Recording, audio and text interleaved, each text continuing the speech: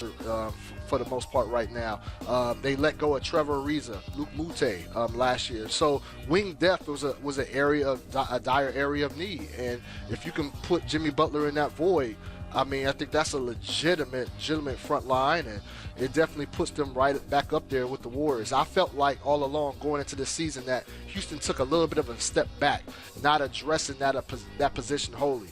Man, if they can get Jimmy, and they're putting a lot of the future on the line with if they were to give away all of those young assets. But if they were able to get Jimmy, they're for real as of right now. Yes, they are for real, and you're tired of this for real as well. We're going to come back to you. Thank you for joining us. Don't go anywhere. Looking sharp as usual. You know what? On my job, I'm striving to be just as good as Steph Curry. Steph going for 50-plus at home, and he's not only shooting better than individual players, a crazy stat that I'm about to blow your mind with it. He's going crazy on teams, but check this first.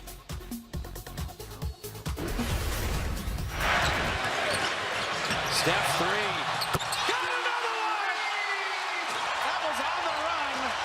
From about 33, and he's got 51 in the game. So like I said, crazy stat that's about to blow your mind. Steph Curry has more threes right now at this point in the season. 33, you see it on the screen, than the Pelicans, Clippers, Cavaliers, and Thunder.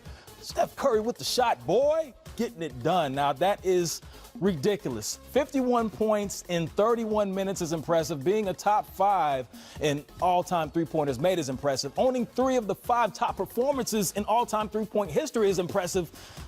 But is it coming to a point now where Steph is a victim of his own success and we're not necessarily appreciating him like we should?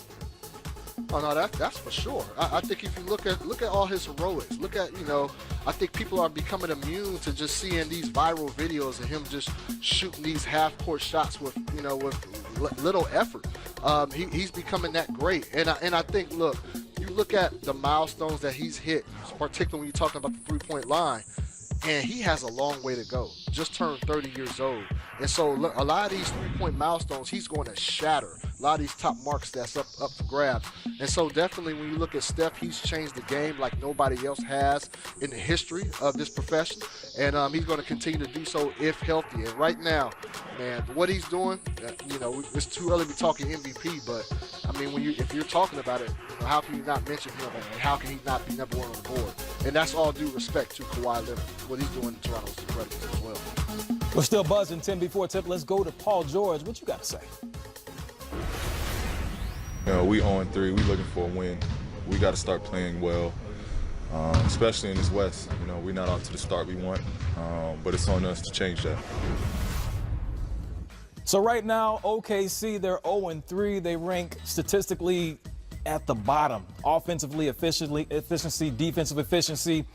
Is this all because Russ hasn't played? He's only played in 1 game so far. What is the problem in OKC, and can they fix it quickly?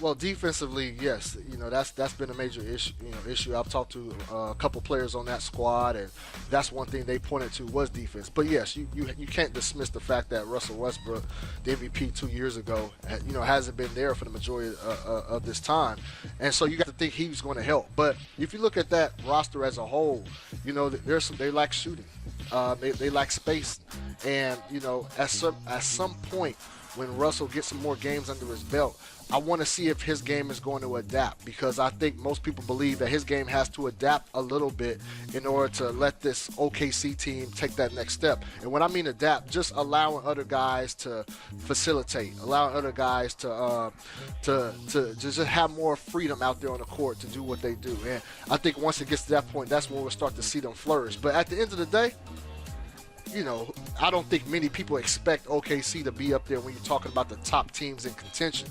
They're going to be nice, but definitely 0-3 right now. That's a surprise for most. What's a little bit surprising as well is OKC are dead last shooting the 3, shooting 23%. That's definitely not good. Someone who wears number 23 is LeBron James. How's it feel to get that first win as a Laker? It feels great to win, period, but it feels good for us to know what we've been doing over the training camp in these first few games to continue to get better. I think we've gotten better tonight, and we want to try to continue that going forward. We stuck to the game plan as close to 48 minutes as possible. We came in trying to get them out of their sets. We knew if you let a young team like this get comfortable, then they're going to be very dangerous, which they showed in their first game when they played against the Mavericks here. So we was able to get them out of it in the later state of that first quarter, took it into the second quarter all the way into halftime, and kept it going throughout the game. LeBron James and company getting the victory last night in the Valley of the Sun. Now, playing the Phoenix Suns is one thing, but when you're playing the Denver Nuggets, who sit atop of the Western Conference right now, playing spirited defense, that's a little bit different. So looking at this measuring stick, looking at the Lakers taking on Denver, what can we expect from LeBron and company? Will they be able to potentially knock off the #1 seed in the Western Conference? Well, I think that's what we're all looking forward to seeing. This is the second game of back-to-back for LA. Denver's coming in here going to be ready, and it's crazy the status of a LeBron James and what his presence brings to a team. They were down 0-3 in the standings, and Luke Walton had a spirited pre-game meeting before that Phoenix game. It just shows you the magnitude and the level of the scrutiny that a LeBron James team provides. And Luke Walton, I'm not saying he's feeling the heat, but it's a different beast out there with LeBron. So when you come back here in LA tonight, in LA, fans want to see production, and I think they're expecting to win. And I'm interested in seeing, and not just the result, but I want to see the fan reaction, because I was here for that last game when LeBron missed that game-winning jump shot in overtime, and you just started seeing kind of fans kind of turn. There's a lot of Kobe stands out there, and so it's going to be interesting to see how that evolves over time. Definitely will be interesting. Also, I like the production that you've been giving us so far on 10 Before Tip. Make sure you stick around. Don't go anywhere, okay?